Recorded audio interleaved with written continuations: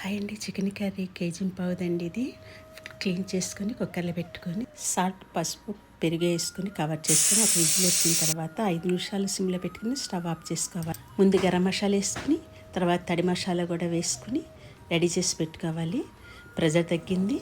Stove ఒకసారి on చేసుకుని తడి మసాలా వేసుకుని కవర్ చేసుకొని 4 విజిల్స్ వచ్చిన తర్వాత స్టవ్ ఆఫ్ చేసుకుని చల్లారిన తర్వాత ఓపెన్ చేసుకుని స్టవ్ ఆన్ చేసుకొని వాటర్ అంతా ఎగిరిన తర్వాత ఆయిల్ యాడ్ చేసుకొని దీంట్లో ఈ సామాన్లు వేసుకుని సాల్ట్ వేసుకుని రెడ్ చిల్లీ పౌడర్ వేసుకుని ఒక 5 నిమిషాలు ఆగిన తర్వాత స్టవ్ సిమ్లో పెట్టుకుని గరం మసాలా యాడ్ చేసుకోవాలి. నాకు మొత్తం ఈ కర్రీ అవ్వడానికి 1 అవర్ పైన టైం పట్టిందండి.